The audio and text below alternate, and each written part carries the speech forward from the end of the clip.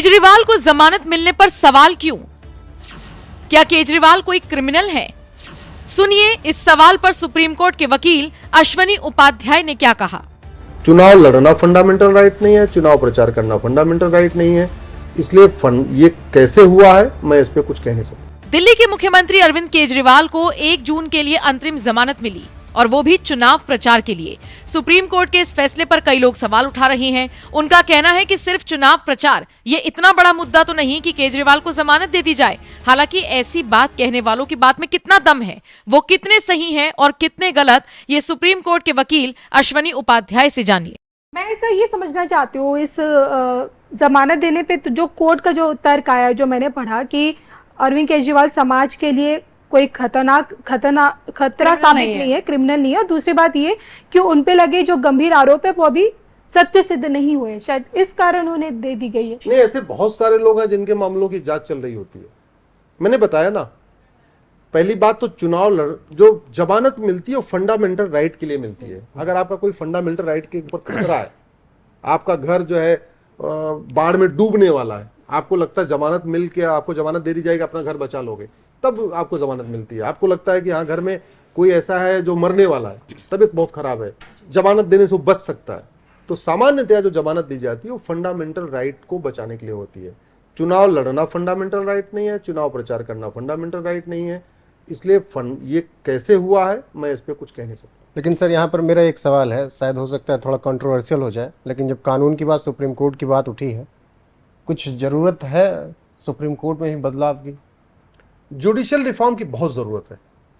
मेरा ये मानना है कि कोई भी व्यक्ति, चूंकि भारत संविधान से चलता है और संविधान के अंदर ही कार्यपालिका है, न्यायपालिका है, विधायिका है, तो सबकी अकाउंटेबिलिटी तय होनी चाहिए, सबकी एक जिम्मेदारी तय होनी चाहिए। गलती सबसे होती है, आईएएस भी गलती करते हैं, कलेक्टर भी गलती करते हैं, कप्तान भी गलती करते हैं। कलेक्टर कप्तान गलती करते हैं, उनको सस्पेंड किया जाता है, टर्मिनेट किया जाता है। कि ऐसे जज भी गलती करते होंगे, डिस्ट्रिक्ट कोर्ट के जज गलती करते होंगे, हाई कोर्ट जज गलती करते होंगे, वो भी गलत फैसले देते होंगे, कितनी बार ऐसा देखा भी गया है। लेकिन आज तक मैंने गलत फैसले देने के कारण किसी जज को सस्पेंड कर दिया गया हो ऐसे मेरे ध्यान में आता नहीं है। भ्रष्टाचार हर जगह है, तहसील में भी न्याय बिक रहा है, डिस्ट्रिक्ट कोर्ट में भी न्याय बिक रहा है, तो न्याय बेचने पे किसी को सस्पेंड किया गया होगा, टर्मिनेट किया गया हो, आज तक मैंने नहीं सुना। बहुत सारे कलेक्टरों को मैंने सुना है कि उन्होंने करप्शन किया तो सस्पेंड हो गए, टर्मिनेट हो गए। तो इसलिए मेरा ये मानना है कि एक जुडिशियल चार्टर होना चाहिए, जुडिशियल अकाउंटेबिलिटी तय होनी चाहिए और उसके लिए कानून बनना चाहिए, सबके लिए होना चाहिए। चाहे अगर आईएएस आईपीएस के लिए एक एडमिनिस्ट्रेटिव चार्टर होना चाहिए, पुलिस के लिए एक पुलिस चार्टर होना चाहिए, तो जुडिशरी के लिए भी जुडिशियल चार्टर होना चाहिए। जो वर्तमान भारत है यही अखंड रहे तो बस पर्याप्त। जो फिलहाल है तो फिर तो पीओके को भूल जाना चाहिए। वो छोटा टुकड़ा, वो भारत का ही पार्ट है। अच्छा, तो भारत का ही पार्ट है। मैडम पूछ रही पाकिस्तान बांग्लादेश को मिला लेना चाहिए कि? मैं कह रहा हूँ भैया काम करो बांग्लादेश वालों, आप अपने मस्ती में रहो, इधर घुसपैठ मत करो। जो आए वही नहीं संभाले जा रहे। हाँ, जो 5 करोड़ आ गए इनको भी ले लो वापस, लेकिन अपने खुशहाल रहो। अच्छा, जो यहाँ आंकड़ा बताते हैं 5 करोड़ का घुसपैठियों का, सबसे ज्यादा जो घुसपैठ है बंगाल से होती है, ममता दीदी की सरकार है, तो वहां कोई टेंशन भी नहीं है। जो जिस तरीके के वहां लोग हैं, ममता दीदी के जो नेता हैं, वो आराम से वहां घुसपैठ होती है, Aadhaar card, PAN card, video viral है, वीडियो वायरल है। तो ये 5 करोड़ का आंकड़ा जो है ये आपके पास कैसे आया? क्योंकि जितनी भी अगर हम रिपोर्ट्स पढ़ेंगे तो वहां कुछ हजारों में मिलेंगे, कुछ लाखों में मिलेंगे, बस करोड़ों में नहीं मिलेंगे। नहीं, 2 करोड़ का आंकड़ा तो पार्लियामेंट में गृह मंत्री ने एडमिट किया।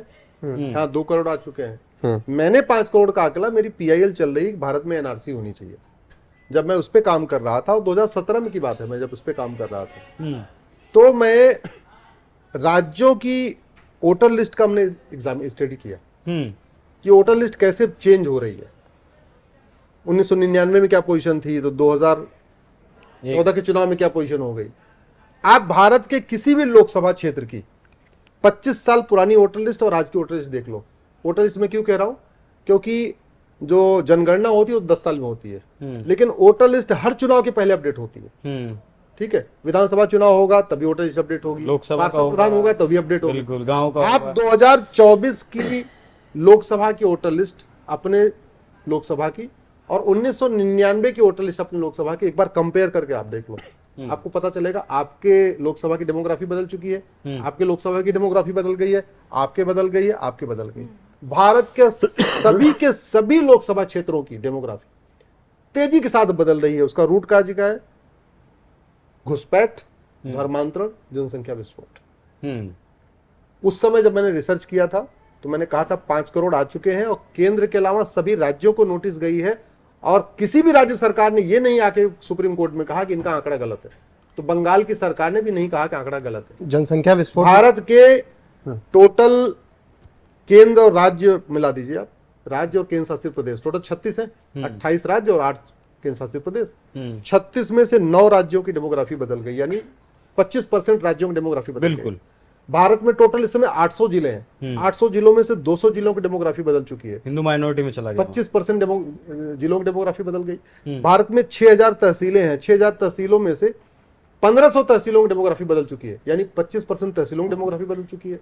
भारत के बॉर्डर पे 300 तहसीलें हैं। बॉर्डर पे Himalaya border, Pakistan border, Bangladesh border, Nepal border, या इधर महाराष्ट्र का समुद्र का बॉर्डर, गोवा का जो बॉर्डर पे जो 300 की 300 यानी 100% बॉर्डर की तहसीलों की डेमोग्राफी बदल चुकी ये कितना बड़ा खतरा है? है। जो सीमांचल का जितना बड़ा इलाका है वो सब घुसपैठिए वहां है। बिल्कुल। आपके मुताबिक भी जितने हम रिपोर्ट्स पढ़ते हैं, चाहे सबके वो मुताबिक असम का बॉर्डर, हमारे देश बंगाल के का भीतर भी बॉर्डर। दुश्मन बैठे हैं और देश के चारों तरफ भी दुश्मन बैठे हैं, और बॉर्डर पे हमारे घुसपैठिए। ये कितना बड़ा खतरा है? क्या इस चीज की जानकारी सरकार को नहीं है? इस देखिए, सबको है, और मुझे ऐसे लग रहा है कि अब इसका इलाज भी होगा। इलाज अभी हम लोग चर्चा कर रहे थे, एक वीडियो मैंने आपको दिखाया था कि कैसे वो अंदर से बच्चों को फेंक रहे हैं ना। क्यों फेंक रहे हैं? उनको पता है भारत में चले गए, एक बार चले गए तो कहीं जंगल में जाके बस जाएंगे, कहीं सड़क के किनारे, हाईवे किनारे, रेलवे लाइन किनारे, कहीं झुग्गी बना लें, कोई फर्क ही नहीं पड़ेगा। अगर यही एक कानून होता कि भारत में अगर कोई अवैध रूप से पाया गया तो उसकी 100% झोली जो कुछ सामान है उसको जब्त करेंगे, और जब्त करके 20 साल में जेल में डाल देंगे। तो कोई अंदर से आता क्या? नहीं आता, नहीं आता। वो आप ऐसे, इसको दूसरा एग्जांपल मैं आपको देता हूं। जैसे पॉलिटिशियन है, उनके किसी के पास एक्स कैटेगरी की सिक्योरिटी, किसी के पास वाई कैटेगरी सिक्योरिटी, किसी के पास जेड कैटेगरी सिक्योरिटी, किसी के पास एसपीजी होती है। ये जो एसपीजी वाले हैं या जेड कैटेगरी वाले हैं, किसी गोली मारते हैं क्या? नहीं। लेकिन डराने के लिए बड़ी बंदूक रखते हैं कि कोई इधर हमला ही ना करे। ऐसे खौफनाक कानून बनाना पड़ेगा। चीन में लोग क्यों नहीं घुसते? क्योंकि 20 साल सजा होती है। सिंगापुर में अवैध रूप से क्यों नहीं घुसते? 20 साल सजा होती है। जर्मनी में लोग अवैध रूप से क्यों नहीं जाते? 20 साल सजा होती है। जापान में अवैध रूप से क्यों नहीं जाते? 20 साल सजा होती है। कोरिया में क्यों नहीं जाते? फांसी देते हो। इसमें कुछ बहुत पैसे लगते हैं इन चीजों को अपनाने में।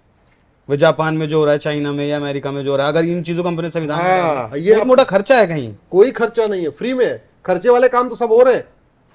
हाईवे बनाने में खर्चा आता है, मॉल बनाने में खर्चा आता है, फ्री सामान देने में भी खर्चा आता है। वो सब में कानून बनाने में कोई खर्च नहीं आता। लेकिन मुझे ऐसे लग रहा है कि शायद अब जो है कानून बनेगा, क्योंकि देश, खासतौर पे यूथ, पढ़े लिखे लोग, टैक्स पेयर, अब वो कह रहे हैं भैया हमको कुछ नहीं चाहिए, हमको तो कठोर कानून चाहिए, हमें अपने आने वाली पीढ़ियों की चिंता है। और सब ये भी कह रहे हैं कि हाईवे बनाने से हमारी संस्कृति, भारत नहीं बचने वाला है, एयरपोर्ट बनाने से नहीं। अब कठोर कानून बनाना पड़ेगा। घुसपैठ, धर्मांतरण, जनसंख्या विस्फोट को रोकने के लिए कठोर कानून बनाना पड़ेगा। ये सब डिमांड कर रहे हैं। लेकिन देखिए ना, यहाँ पे बस एक सवाल, ममता बनर्जी चैलेंज कर रही है CAA बंगाल में लागू नहीं होने देंगी। वो तो उनका चुनावी नहीं, ऐसा पॉसिबल है कि वो कह रही तो नहीं हो सकता? नहीं, वो कुछ नहीं कर सकती। पहली बात तो वो बस मिसगाइड कर रही हैं, और वो इसलिए इसलिए मिसगाइड कर रही हैं क्योंकि झूठ बोलना पाप तो है, झूठ बोलना अपराध नहीं है। रूट काज वही है। ठीक है, तो उनके हाथ में कुछ नहीं, उनके हाथ में कुछ भी नहीं है, कुछ नहीं कर सकती। जिसको अप्लाई करना है वो सेंट्रल होम मिनिस्ट्री के पोर्टल पे अप्लाई करेगा। पोर्टल ऑलरेडी बन चुका है, लोग अप्लाई कर रहे हैं।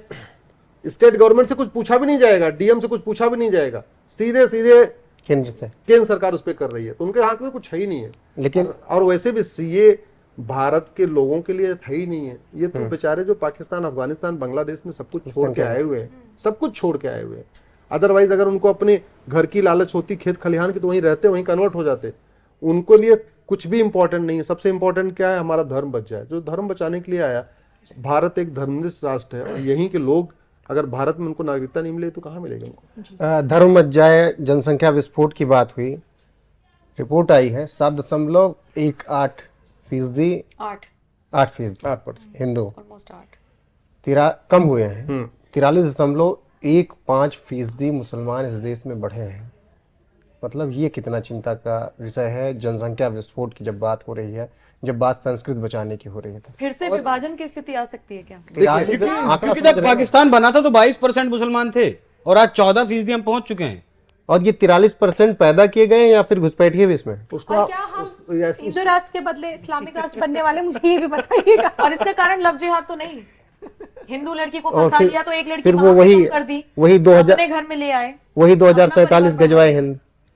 देखिए, पाकिस्तान जब बना था उस समय जितने भारत में मुस्लिम थे, इस समय वो संख्या क्रॉस हो चुकी है। आप केवल ये देखो उस समय कितने परसेंट थे, आज की डेट में कितने परसेंट, उस समय कितने थे और आज की डेट में कितने हैं। जो ये हुआ है 8% हिंदू घटे हैं, 43% बढ़े हैं, इसका मतलब जो बीच का गैप है वो तो और ज्यादा हो गया ना। एक कम्युनिटी 43% बढ़ रही है, दूसरी कम्युनिटी 8% डाउन हो रही है, तो गैप तो और लंबा हो गया। ये बहुत ही चिंता का विषय है। दुर्भाग्यवश ओट जीवी और नोट जीवी नेता इस पर चिंता नहीं कर रहे हैं, और इसलिए नहीं चिंता कर रहे हैं कि उनको केवल सत्ता चाहिए, उनसे कोई मतलब नहीं, वो भाग जाएंगे यहाँ पे। भाई क्या होता है, जब भी कुछ होता है तो नेता तो मारा नहीं जाता। पाकिस्तान का विभाजन हुआ, जितने वहां के बड़े लोग तो भाग आए यहाँ पे। जेठमलानी जी चले आए, आडवाणी जी चले आए, मनमोहन सिंह जी चले आए, इंद्र कुमार गुजराल जी का परिवार चला आया, खुशवंत सिंह चले आए, मिल्खा सिंह चले आए, सुनील दत्त के पिताजी क्या था, सुनील दत्त जी चले आए, ऋतिक रोशन के दादा रोशन साहब चले आए, सब चले आए, मोहिंदर लाला अमरनाथ चले आए, पृथ्वीराज कपूर चले आए। जितने बड़े लोग तो, क्योंकि जो बड़े संभ्रांत लोग होते हैं, संपन्न लोग होते हैं, ये भांप लेते हैं कुछ गड़बड़ होने वाले, पहले वहां से खिसक लेते हैं। ऐसे ही जिस दिन यहाँ गड़बड़ होना शुरू हो जाएगा ना, तो आज ये जो कोई अंबेडकरवाद की बात करता है, कोई गांधीवाद की बात करता है, कोई जो है कोई फलानावाद, कोई फलानावाद, ये सारे खिसक लेंगे। कोई ऑस्ट्रेलिया भाग जाएगा, कोई अमेरिका भाग जाएगा, कोई कहीं भाग जाएगा, और सबने अपना जुगाड़ कर भी रखा हुआ। यहाँ के ज्यादातर पॉलिटिशियन ने अपना मकान वकान बना रखा है, उनको पता है कुछ गड़बड़ होगी तो यहाँ रहना ठीक नहीं है, तो निकल लो। फंसेगा कौन? जनता। दुर्भाग्यवश जनता जो है उस चीज को समझ नहीं पाती, वो नेताओं के जो बोल वचन पे ही जाती है, नेताओं के भाषण पे जाती है।